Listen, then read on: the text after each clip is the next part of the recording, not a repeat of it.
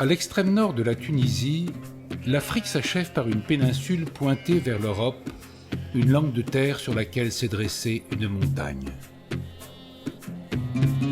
Le Cap Bon est battu par les vents. Cerné par les entrées d'air maritime, il forme une immense zone de turbulence que les oiseaux connaissent depuis très longtemps. Le lieu est idéal pour accomplir leur migration. El Hawaria, c'est un endroit privilégié pour la migration des oiseaux migrateurs et c'est le point le plus proche de l'Europe. C'est un grand couloir, Tunisie, Sicile, Corse. Et c'est pour cette raison-là, cette grande migration, elle a entraîné la pratique de la fauconnerie. Et c'est pour cette raison-là que l'appellation de la Hawaria latine, c'est Aquilaria. Ça vient du mot composé Aquila, c'est l'aigle, Ria, c'est le pays de l'aigle. C'est très très ancien et jusqu'à devenir une fierté de la région et une fierté des gens qui côtoient les rapaces ici. Par exemple, la première chose qu'il pense le père à transmettre à son fils, c'est le savoir-faire, communiquer avec les rapaces, les dressages, les tout, et savoir que les espèces, identifier les espèces par les vols, identifier tout. Ça, c'est le point clé de la culture, plus ou moins, qui passe de bouche à oreille.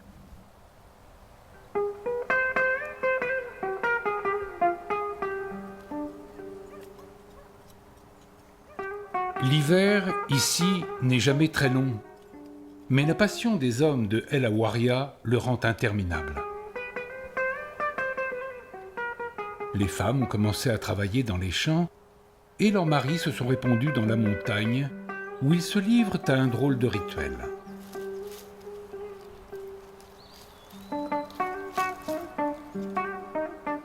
Ils transforment la forêt en un piège immense tendu de filets invisibles.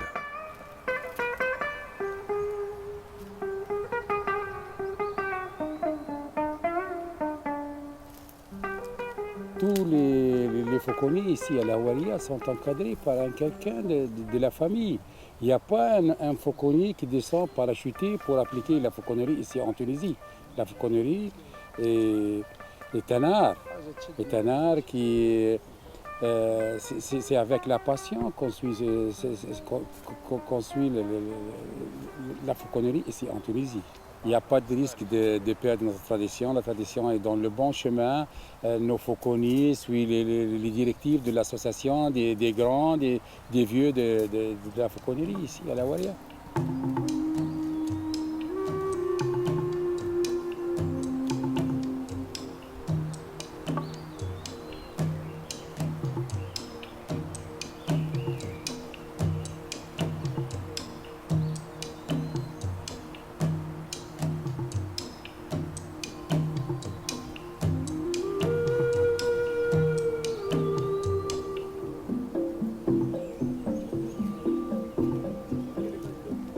La part des adhérents de l'association régionale des fauconniers du gouvernorat de Nabeul sont des jeunes. Les 2 tiers sont des jeunes à l'âge de moins de 20 ans. Il n'y a plus de vieux ici à la Hawaria. Il y a presque une dizaine de vieux. La génération jeune, elle applique bien les méthodes de la fauconnerie ici, qu'ils l'ont apprises des vieux. La cible de tous ces hommes, la raison de tous les efforts qu'ils déploient, c'est l'épervier. Ce rapace n'est ni le plus grand, ni le plus fort, ni le plus spectaculaire. Mais c'est le seul à pénétrer la forêt qui couvre les flancs de la montagne. Le filet doit être espacé de la terre une distance plus que 50 cm. Pour laisser passer les animaux tels que les lièvres, les chacals facilement, pour qu'ils puissent passer facilement là-dessus. Vous voyez, maintenant on fait monter nos filets, voilà, on l'accroche à peine pour qu'ils puissent tomber dès qu'un épervier touche les filets, il tombe facilement. Nos filets maintenant sont disposés, sont bien disposés pour la capture des éperviers. On attend juste l'arrivée d'un épervier, il sera mis là-dedans.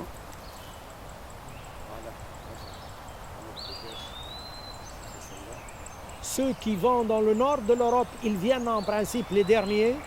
Alors nous les connaissons par la forme, ils sont un peu plus grands que les autres. Et puis parce qu'ils passent aussi l'hiver en Afrique du Sud, parce qu'ils sont plus costauds, ils sont plus grands, et puis ils résistent beaucoup plus que les autres pour la migration. Vous voyez, cette migration, elle dépend de la force, elle dépend de l'énergie de l'oiseau migrateur.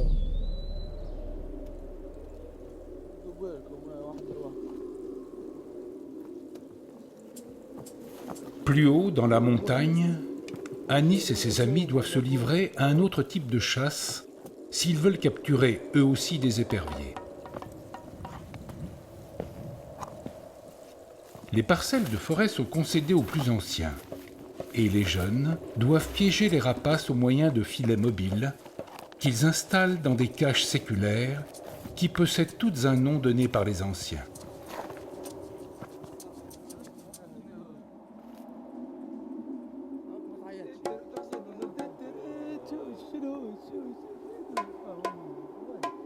Il faut une grande connaissance de la montagne et des vents, car ce sont eux qui conditionnent la route des oiseaux et les endroits d'où ils choisiront de s'élancer vers l'Europe.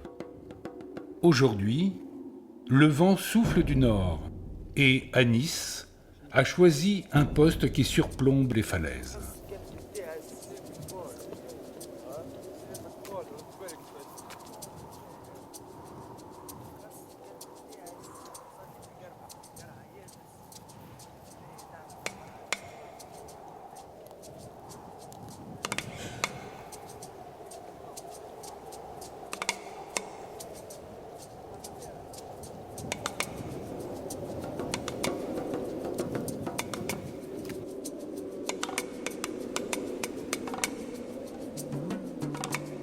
Qui dit awaria dit épervier. Par exemple, maintenant, je vais au sud, tunisien, et puis il y a quelqu'un, par exemple, qui vient vers moi, oui, par curiosité, il me dit, mais vous venez d'où?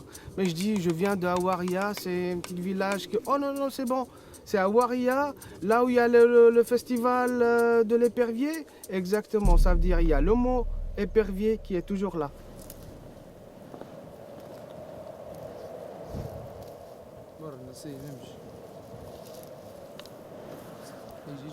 Les postes érigés dans la montagne sont sans âge. Personne ne sait précisément à quelle époque ils ont été construits, mais c'était déjà pour capturer les éperviers.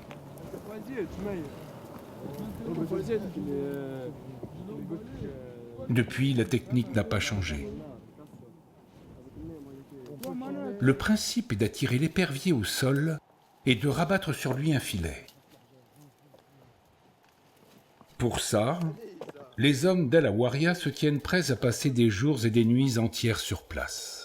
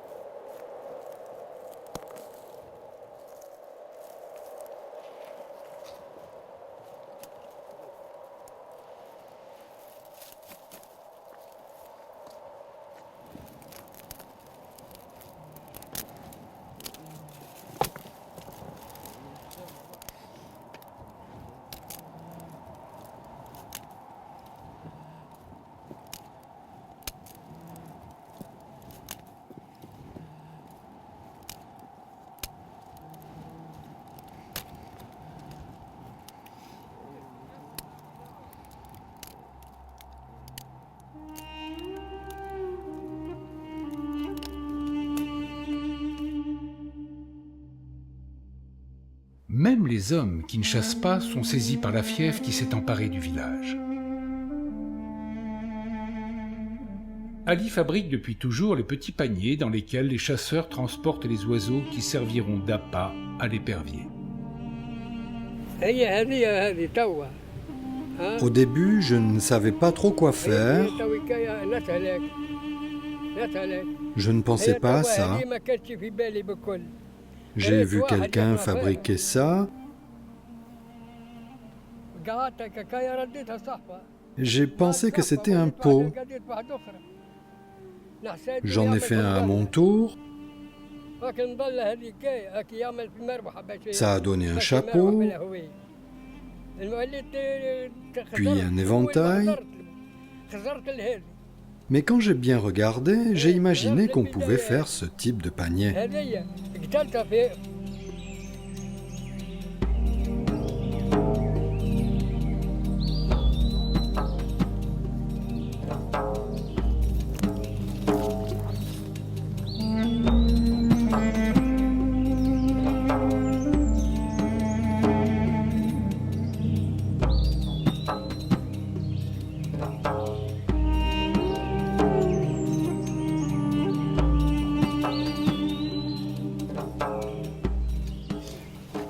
Ils sont bien mis en place, il faut les remettre à la place, il faut les accrocher pour faire la vérification tous les matins.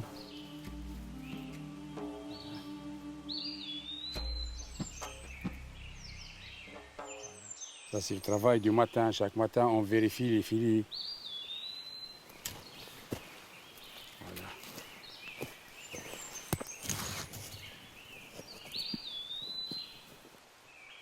Nous respectons la taille, disons, des arbres pour dresser les filets, mais nous coupons jamais les arbres. Nous protégeons cette forêt contre les incendies, toutes les précautions nécessaires pour éviter les incendies. Nous respectons cette nature, nous respectons les espèces. Tout ce qui est pris dans les filets, eh ben, il est relâché immédiatement dans une zone en dehors de la zone des filets pour donner la possibilité à ces genres d'oiseaux de continuer leur migration.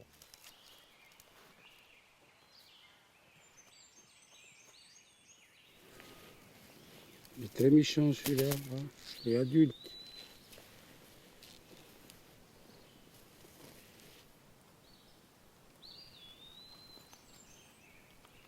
C'est difficile.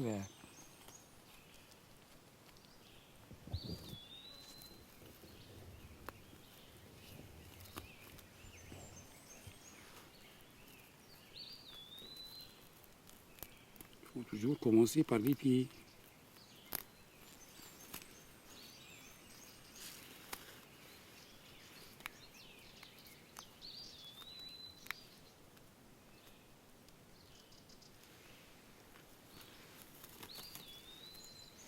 C'est fini. C'est un mâle adulte.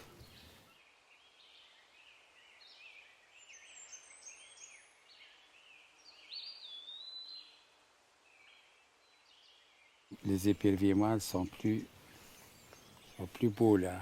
Il y a du rouge là. Là où on ne le trouve pas chez les femelles. Voilà. Il est très joli. Vous voyez. Mais il était trop méchant aussi. Voilà, vous voyez. Voilà. Il est très méchant. Parce qu'il est adulte. Celui-là, il est adulte. Sûrement, il va nicher là-bas en Europe. Il va migrer pour nicher. Les éperviers adultes, c'est difficile à dresser, les éperviers adultes. Il vaut mieux les libérer pour poursuivre leur immigration. Pour qu'il y ait de la continuité de ces espèces-là. Il ne faut pas détériorer la nature quand même. Parce que les adultes, c'est eux qui vont nicher.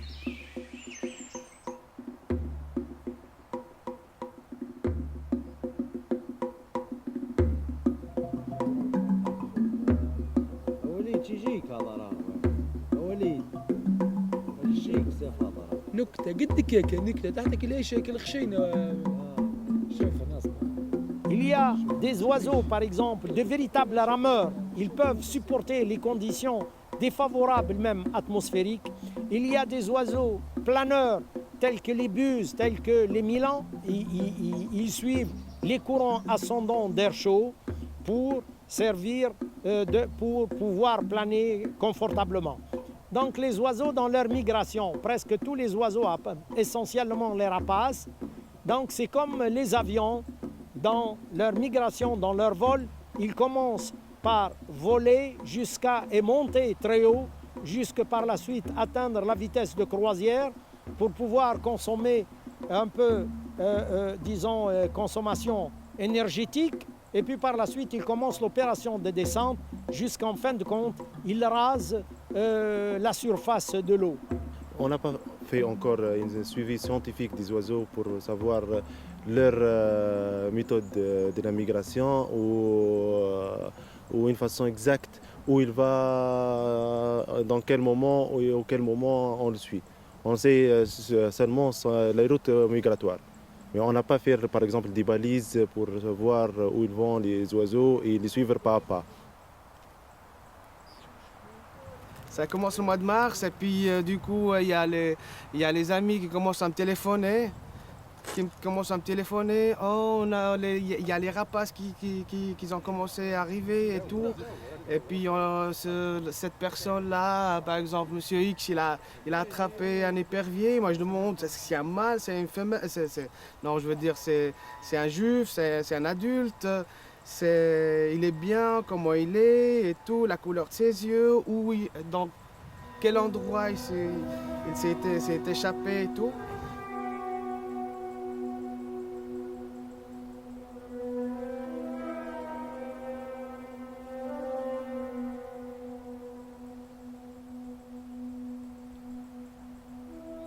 طلعتني هيك عصاري هذا فضلي هاك وطلعت لك ميتة هاي زعما والله طلعت له تحت فضليه مسألة على الشرب طلعت عصاري فضلي. J'ai des amis en Suisse que je leur raconte des trucs sur la fauconnerie, c'est impressionnant, c'est des sentiments qui sont profonds, mais c'est pas n'importe qui comprend ça, sauf les fauconniers qui ont pratiqué cette patience et tout. Et je me demande après que le fait de raconter ces histoires et tout, je me demande est-ce que cette personne-là, qui est un ami, est-ce qu'il a compris ce que je ressens à l'intérieur? Les chasseurs ont repéré dans le ciel le vol caractéristique d'un épervier. C'est le branle-bas de combat. Le rapace vole très vite au-dessus de la montagne et sa principale préoccupation est d'entamer sa traversée.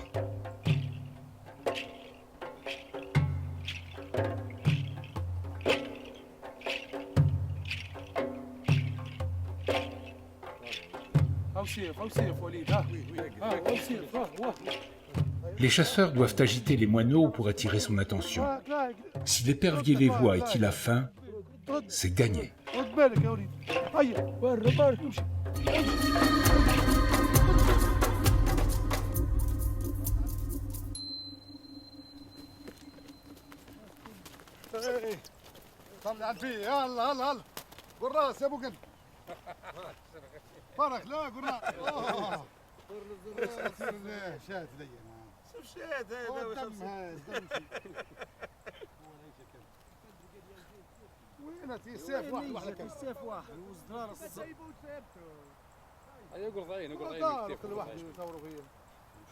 Le vent qui souffle sans interruption depuis des jours est favorable à la migration des oiseaux.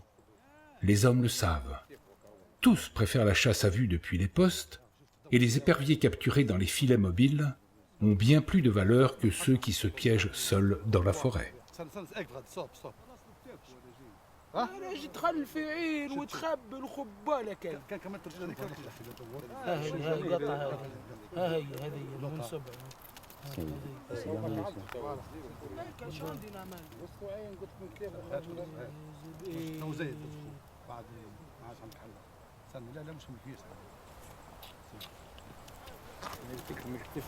L'histoire de l'épervier commence dès la première journée, si c'est pas les premières heures de la capture. Ça commence une grande histoire entre l'épervier et son maître. Le fauconnier, il capture son épervier, après il lui donne à boire La première chose, c'est il faut lui donner à boire pour oublier son stress, en fait.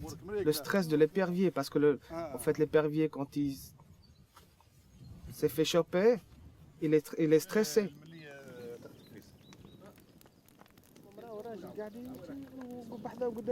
Ceux qui ont choisi la patiente stratégie des filets fixes ne lâchent pas la forêt des yeux.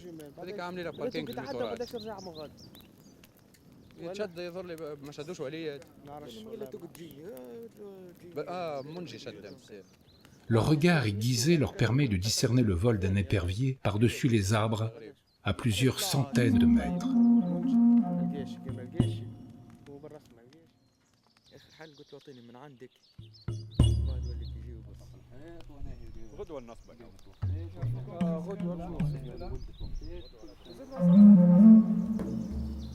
Pour l'épervier, la forêt est un terrain de chasse de prédilection.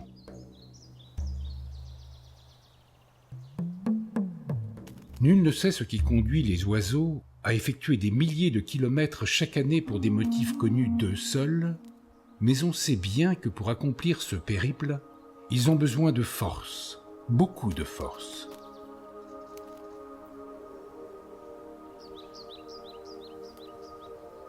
L'épervier doit emmagasiner les siennes en chassant les petits oiseaux qui nichent dans les branches.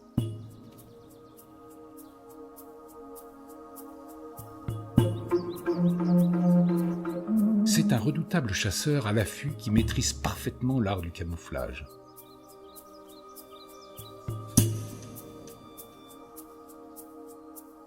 Son vol précis lui permet de voler très vite à travers les branches, et c'est justement cette aptitude qu'ont su mettre à profit les chasseurs d'El Hawaria.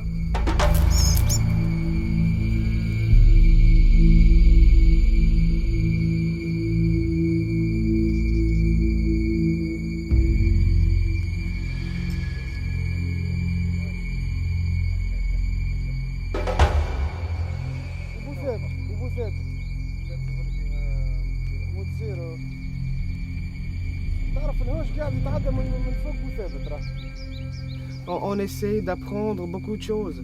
Et puis à chaque fois on apprend quelque chose, on essaie de découvrir d'autres choses. Avec moi, ça a commencé vers 13 ans. Je me trouvais avec des fauconniers, je regardais de loin, qu'est-ce qu'ils font, et puis ça commençait comme ça. Ça m'impressionnait, ça m'impressionne encore. Juste le fait de voir un épervier comme ça perché sur la main d'un fauconnier, c'est impressionnant.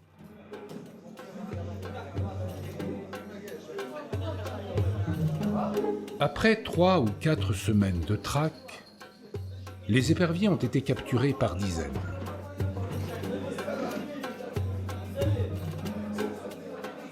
Le soir, dans les quelques cafés du village, les hommes se réunissent.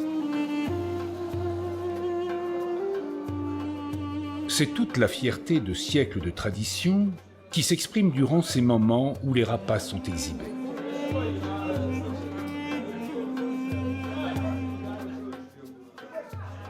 C'est là aussi que se transmet la passion des pères aux fils. Désormais, le seul objectif des hommes va être d'habituer les oiseaux à leur présence, condition essentielle pour qu'ils puissent accomplir pour leur compte la mission pour laquelle ils les ont capturés, la chasse. De génération en génération, c'est devenu un héritage. C'est un héritage qui est très important pour notre village.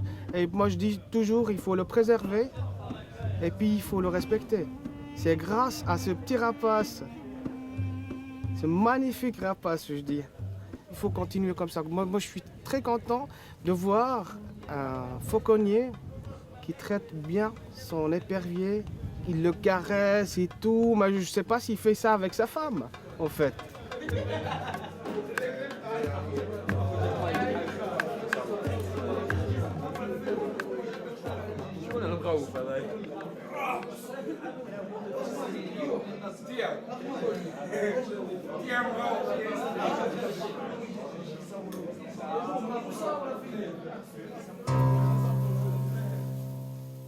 Avril est bien entamé et les blés verts ont grandi.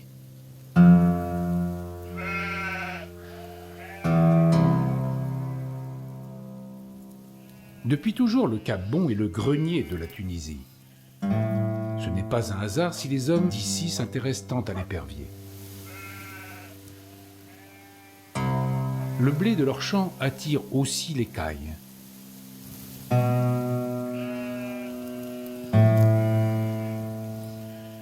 Il y a très longtemps, pour s'attirer ces bonnes grâces, les paysans de la région avaient pour habitude d'en offrir aux baies, et pour les chasser, ils se servaient de l'épervier. C'est la seule certitude que l'on possède quant au lointain passé de cette tradition. Mais elle est sans doute bien plus ancienne que cela.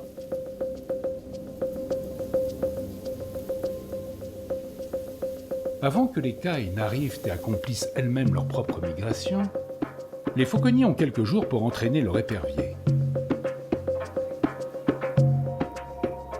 Le but est que le rapace se sente en totale confiance, au point de laisser son maître s'approcher de lui lorsqu'il commencera à dévorer la caille sur laquelle l'homme l'aura lancé. Le fauconnier devra alors subtiliser la caille entre ses serres. J'ai attrapé cette caille et je la lui présente comme une proie. Je lui en donne un peu pour qu'il sache qu'il l'a attrapée pour lui et pas pour moi. Après, je lui enlève cette caille et je lui mets un cordon de laine rouge pour que je puisse le repérer s'il se perd dans les blés. La première caille qu'il va attraper, je vais la lui donner en récompense. L'épervier se dit « c'est pour moi, c'est moi qui la mange ». Et il pense que tout ce qu'il chasse sera pour lui.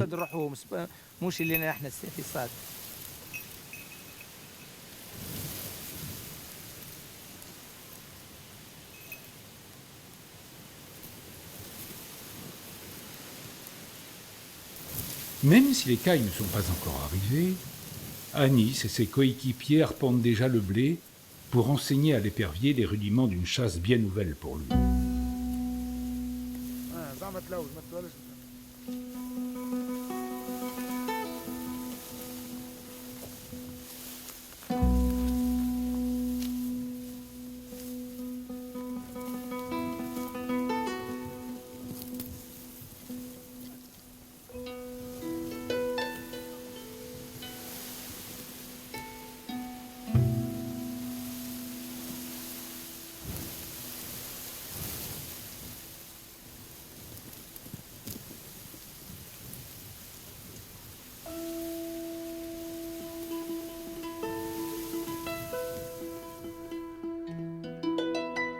Plus au sud, la lagune de Korba a commencé à se vider.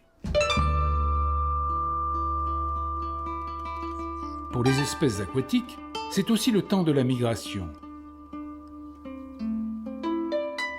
Du pied au sommet de la montagne, des centaines d'espèces d'oiseaux survolent ainsi les hommes, année après année, et cette promiscuité est à l'origine des passions. Pour nous, la relation entre les oiseaux et l'homme nous facilite beaucoup la tâche ici. Parce qu'on est en train de parler de la même passion, du même objet, les oiseaux. On diverge dans des points, mais on diverge pour converger en fin de compte. Parce que nous, on a pris en compte la sensibilisation des enfants à éduquer les enfants dès leur premier âge pour qu'ils savent préserver cette richesse et cette nature-là.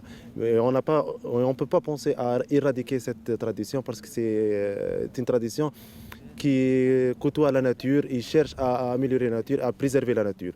En quelque sorte, on diverge, mais en fin de compte, on converge sur l'amour des oiseaux, sur l'amour de la nature et la préservation de l'environnement.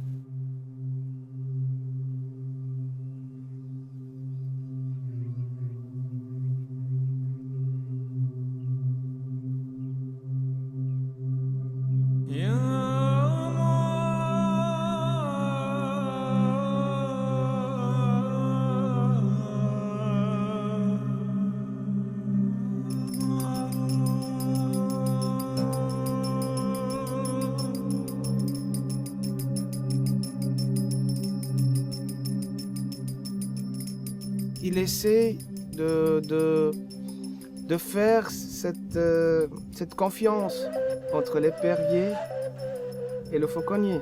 Ça, c'est très important. S'il n'y a pas de confiance entre l'épervier et le fauconnier, ça ne sert à rien. Il faut relâcher tout de suite son épervier parce qu'il ne va pas lui faire confiance. Et la confiance, c'est le fait de bien traiter son épervier, et puis il faut y avoir l'expérience aussi. Il faut bien savoir manipuler son épervier parce que cet épervier, c'est un rapace qui est très délicat.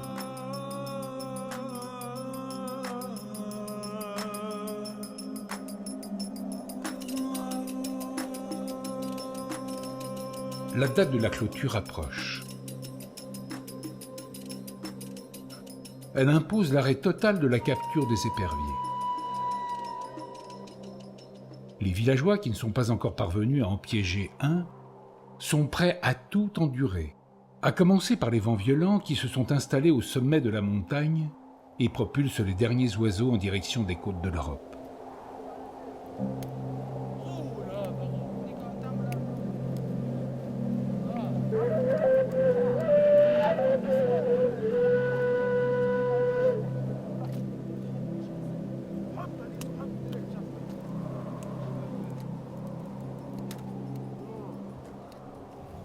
On est en train de vivre dans une société où il y a beaucoup de stress et puis plein de routines et tout.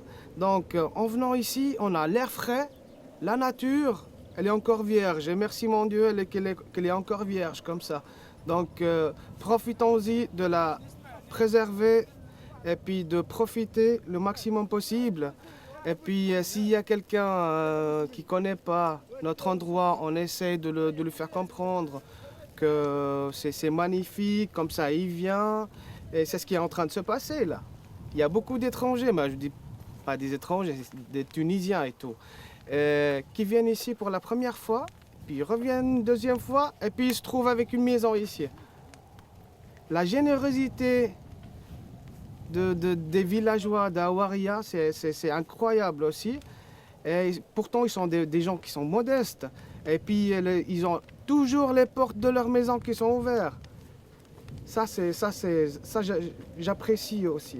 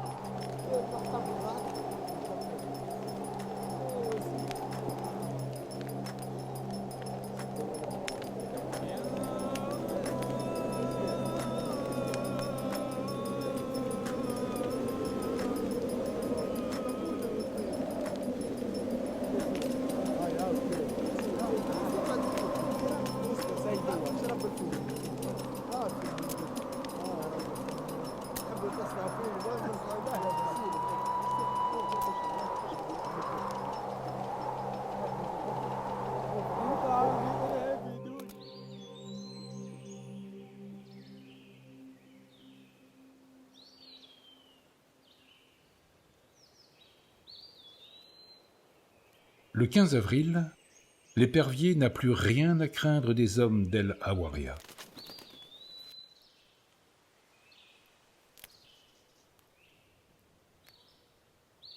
Ceux qui ont échappé à leur filet accompliront leur migration sans se douter que plus de 200 de leurs congénères en ont été privés.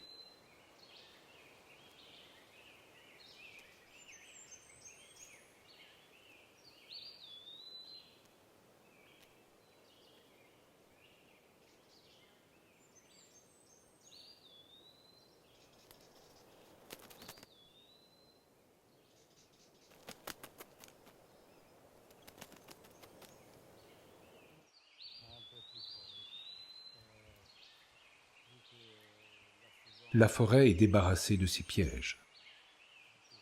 On est triste, on ne sait pas que l'année prochaine, on va rejoindre les bois ou non. On n'a pas la garantie de vivre jusqu'à l'année prochaine. quand même, on est triste. On est très content lorsqu'on fait le montage des filets, mais quand même, on déteste de les monter, mais c'est ça la vie. Il ne faut pas faire n'importe comment. Il faut les bien plier dans... Vous voyez, Oui. voilà. Pour que l'année prochaine, on les trouve dans le bon sens. On ne va pas avoir de difficultés.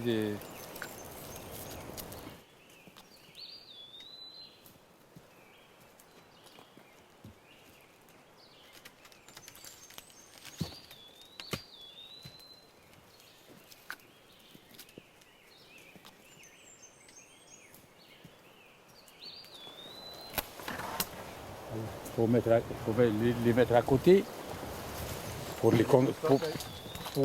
démonter, il faut les mettre à côté pour les conserver pour l'année prochaine. Vous voyez, une mousse, voilà. Et ramener, voilà. Donc, pour les restent en bon état. Mais voilà, il faudrait que je le mette comme ça.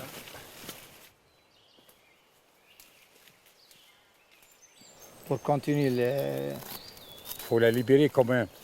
Oui.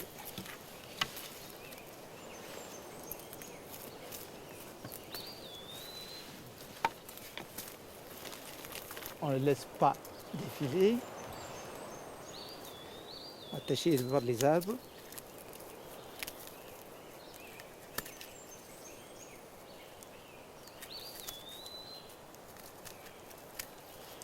C'est bien. Défiler. Maintenant, on a tout démonté, on a conservé les perches et on a... Voilà, il faut mettre le filet là-bas dans le panier ici.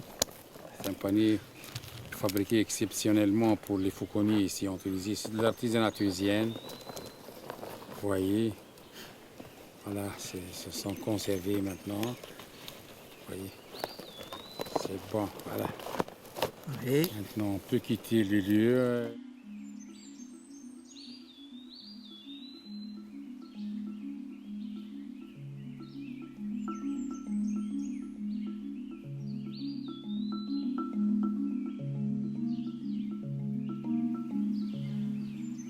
Les blés ont blondi.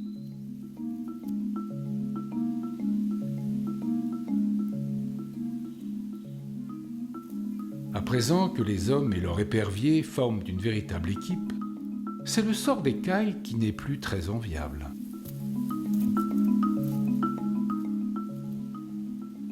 Venues parfois de très loin, les cailles de blé doivent, elles aussi, accomplir une épuisante migration, et c'est justement dans les champs d'El Awaria qu'elles pensent glaner des forces pour y parvenir.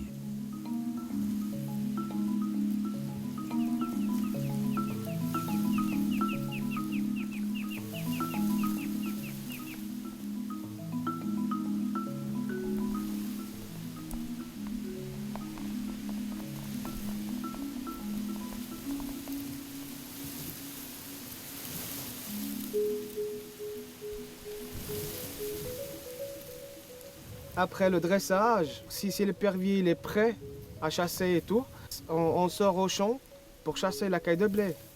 Normalement, la moitié du mois d'avril, il y a les cailles des blés, c'est les cailles qui migrent vers nous. Donc ça c'est facile à attraper avec l'épervier.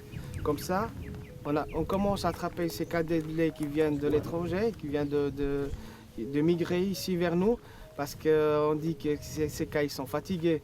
Mais après, l'épervier commence à chasser petit à petit, et puis il prend l'habitude et tout. Après, s'il y a des cailles locaux, on les chasse aussi.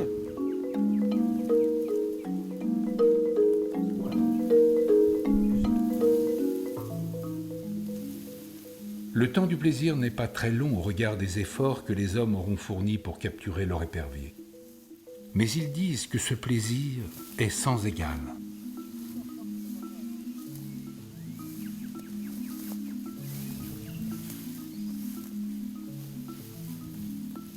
Durant les courtes semaines où l'homme et le rapace partagent leur vie, La communion est totale.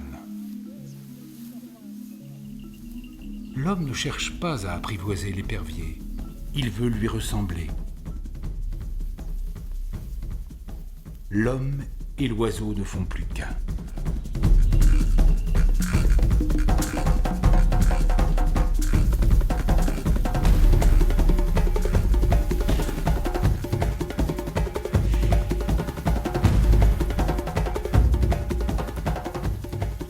La chasse à la caille, mais ça fait partie du plaisir aussi. Mais puis ça rappelle comment il était cet épervier, il était capturé, il était sauvage. Et puis c'est pas facile de dresser un épervier. Question de délicatesse, il était sauvage. Et puis en fait, quand vous le voyez à la fin en train de poursuivre une caille et il la chope, après il attend presque 100 mètres pour arriver vers lui. Et puis ça c'est le plaisir de fauconnier en fait. Ça c'est le vrai bonheur. Il a le cœur qui bat, il a les éclairs dans les yeux quoi. Ça c'est bien. Moi j'ai vécu ça et puis c'est impressionnant.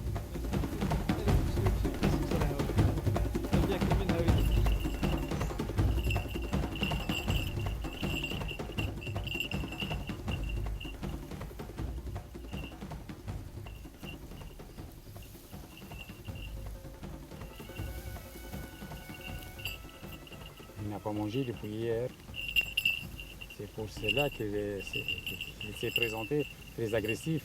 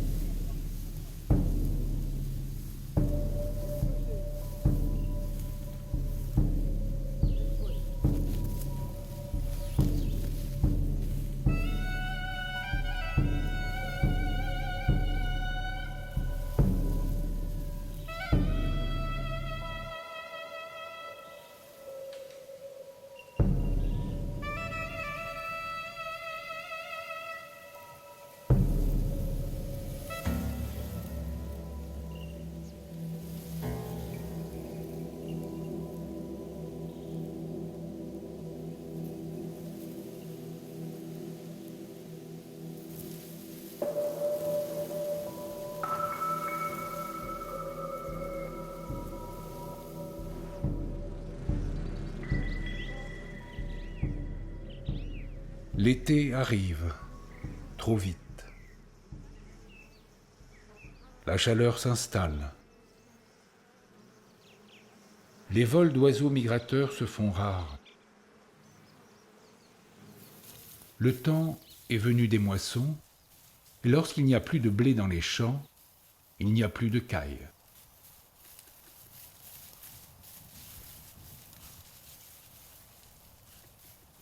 Alors, avant de s'en séparer et de rendre à leurs éperviers la liberté, les hommes d'El Awaria organisent une grande fête, comme un ultime hommage à cet ami de passage.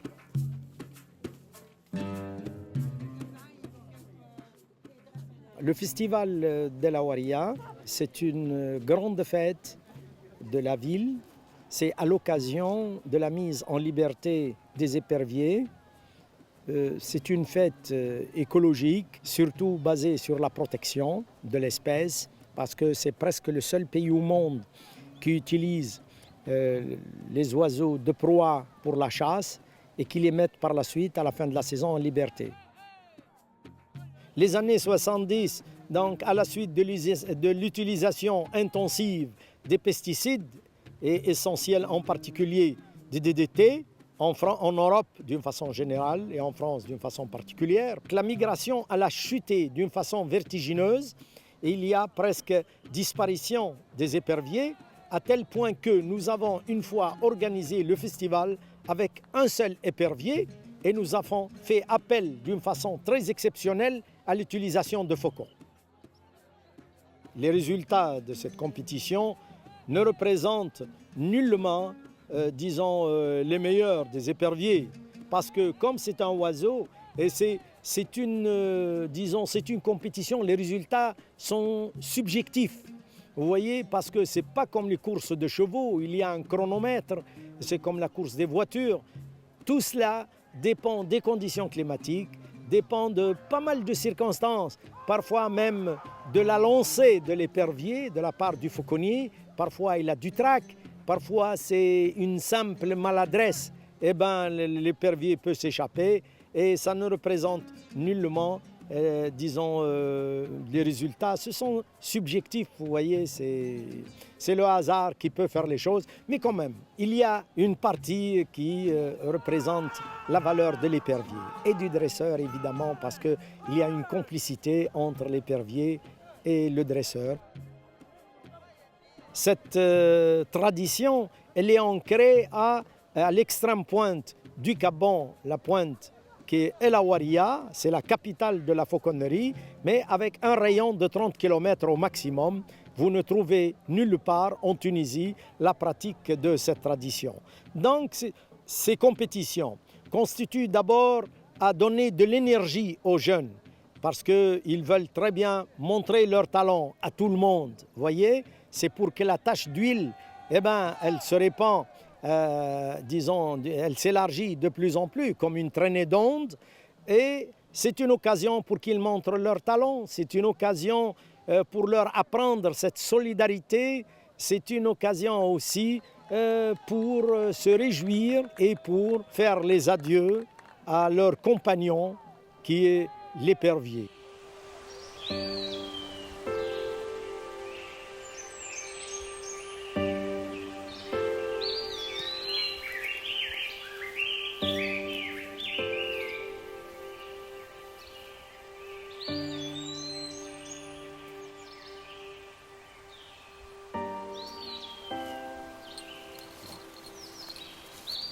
D'abord, on enlève la petite clochette là. Vous voyez, ça va nous servir pour l'année prochaine aussi. On va le garder.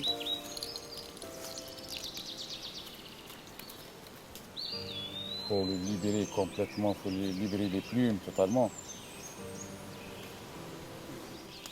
Voilà, il faut libérer les plumes, vous voyez. Normalement, avant de les lâcher dans la nature, on doit examiner d'une part leur santé, les plumes aussi. Voilà. Doivent être les plumes convenablement pour qu'ils puissent répartir dans la nature convenablement. On examine l'état de santé, s'il est affaibli ou un peu maigre ou comme ça, on doit le garder au club du fauconnier durant quelques jours. On est obligé de choisir le site de leur lâcher. Le site, principalement, on doit trouver l'abondance de l'eau pour qu'ils puissent boire, puisque maintenant on entre dans les saisons estivales. Et ici, voilà, la zone est une zone forestière. Ici, on a presque 2000 hectares de forêt. De l'autre côté, ce sont des terres agricoles dans lesquelles on trouve généralement les blés et tout, et où les passereaux peuvent, où se trouvent d'une façon abondante.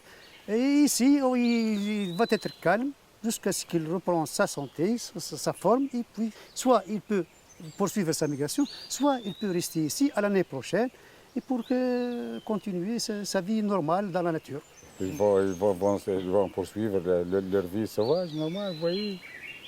Malgré qu'on leur donne à manger, mais c'est pas tout à fait naturel. Vous voyez. Il aime être libre. Il préfère être libre.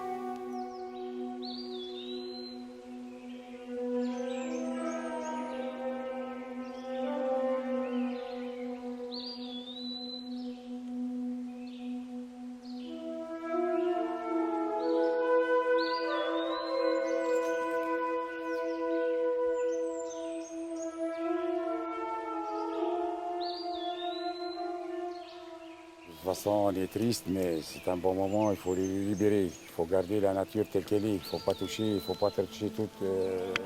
trop à la nature. De toute façon, je suis triste, je l'ai gardé durant 3 mois, je suis habitué